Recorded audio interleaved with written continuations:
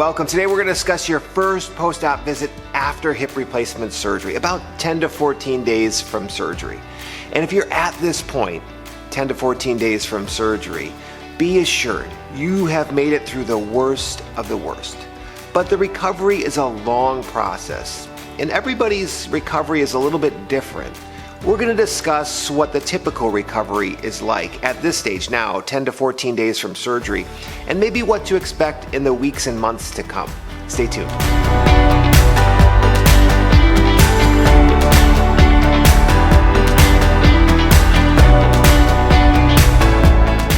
Hey, welcome back. I'm Dr. Dan Tomaszewski, orthopedic surgeon at the Door Orthopedic Center at Door County Medical Center.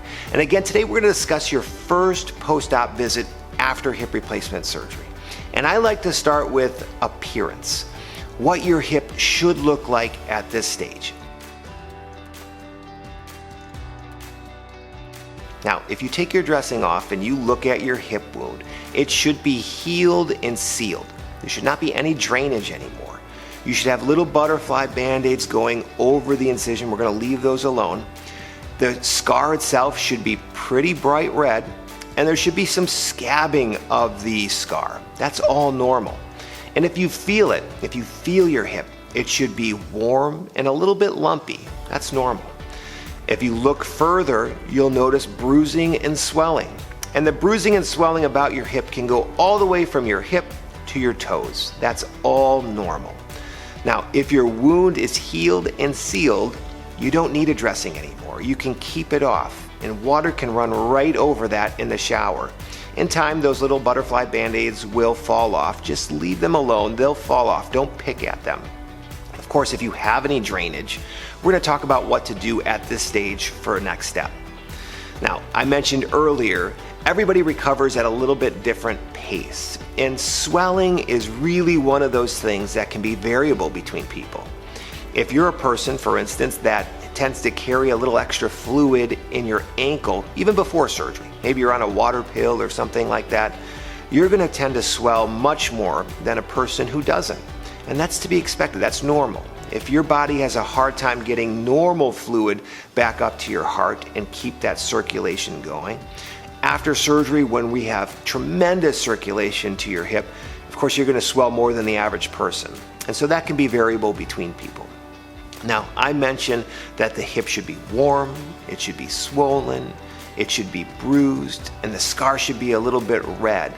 All of those signs, the bruising, the discoloration, the warmth, all of those are signs of inflammation. Your body's working overtime. We're sending extra blood flow to that area to try to heal the area.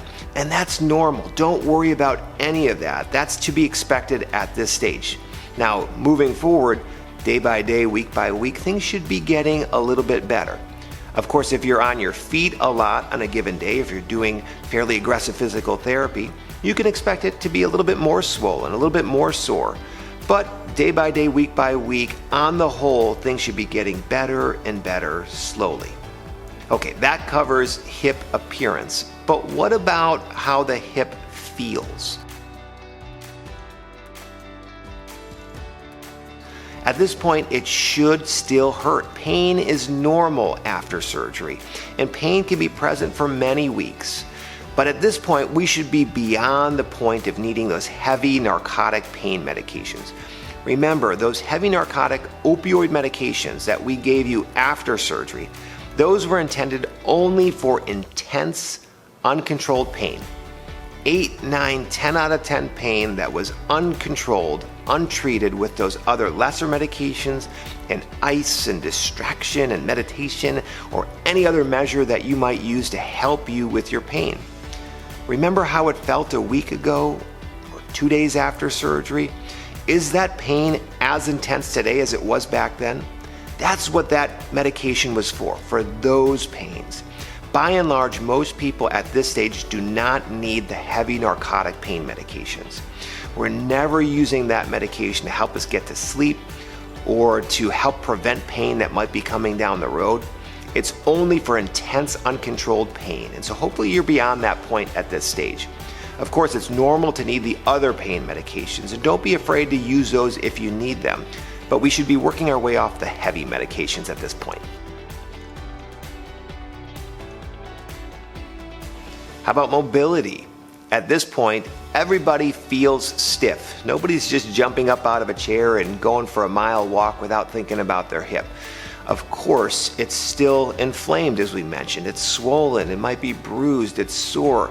That begets stiffness. Just like a sprained ankle, that ankle gets swollen and bruised and it's quite stiff, and it takes a while to get the mobility back, to get yourself moving again.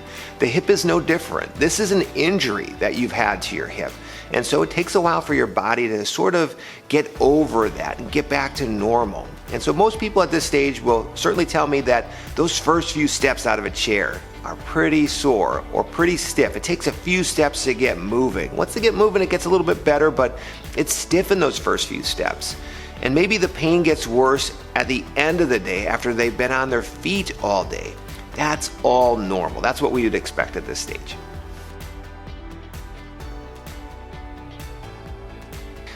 Now, what about strength? And this is another measure that's a little bit different between patients.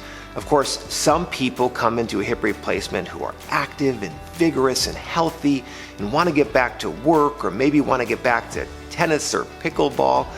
That's a very different patient than somebody who comes in that maybe was on a walker for the last 3 years and has balance issues and a bad back and finally gave in because their hip was just keeping them up at night. Those are two different types of patients. Now, of course, that first category at this stage, that active and healthy and motivated patient, they're going to be largely done with their walker at this stage. If you're hoping to get back to physical activity rather quick, if you're trying to make this recovery as quick as possible, most people in that category have abandoned their walker at this stage. Now, you might need it for icy surfaces or long distances or a crowd, but most people in that category don't need a walker. They shouldn't need to be relying on a walker at this stage. Remember, we're trying to get you back to your quality of life, and if you're relying on your walker for too long, it's delaying your recovery. It's delaying your muscles' ability to strengthen and regain normal. And so don't be over-reliant on the walker. Of course, work with your physical therapist on that. Now, for that other category of patients who maybe has some other impediments that are slowing them down, of course, you might need a walker for a little longer. That's normal. Again, work with your therapist if you're in that category, but we're not going to be pushing you to get rid of a walker. We're going to do it only as you're safe to do it. Now, after surgery, almost everybody feels that their operative leg is a little longer than their non-operative leg. And of course, everybody's definition of what little might be a little bit different. But suffice it is to say, the leg can feel longer than your non-operative leg. And the reason for that, again, is because over years, the cartilage in your hip wore away, and that hip day by day, year by year, shortened a little bit because that cartilage wore away, and so that became bone on bone, and your leg got a little shorter, but slightly and over years. And in addition, as that hip became painful and sore, many people kind of carry their hip in a flexed position. They protect it, they guard it, they don't stand straight up because it hurts to do that. And so that combination of flexing your hip and the cartilage wearing away allowed your leg to shorten over a long period of time. Now, of course, in 1 hour with your surgery, we put that hip back where it belonged, and we stretch those muscles out. And that's going to feel long for you. That's normal. Don't sweat that. And I would ask you not to succumb to it. Now, 6 weeks after surgery, 2 months after surgery, if it still feels long, many times we give people a heel lift in their other shoe to make sure that they're more evened out. But don't succumb to that now. Even though it feels long now, most people 6 to 8 weeks after surgery feel no difference. And so don't get too excited about a perception of limb length inequality at this point. Now, after hip replacement surgery, some people are given hip precautions or restrictions, things that we tell you that you shouldn't do with your hip after surgery. That would be more uncommon. The vast majority of people have no restrictions after surgery other than to use common sense and to go slow. You don't want to go too far too fast.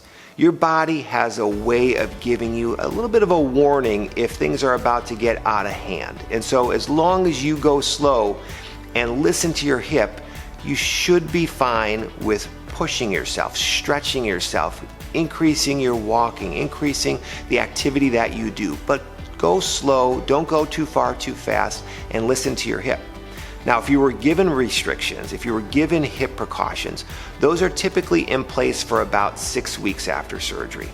Typically, we give people hip precautions if we're worried about stability of the hip. Maybe if the muscles around the hip aren't very strong and we're just questioning whether or not they're strong enough to keep the hip in place. And so we give hip precautions to some people, but most people aren't given those. And that should be very clear when you leave surgery, when you leave the hospital, whether or not you have restrictions. If you have questions about that, please give us a call.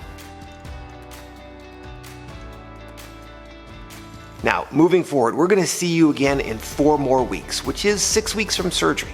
And at that appointment, we get x-rays to show you the fruits of your labor.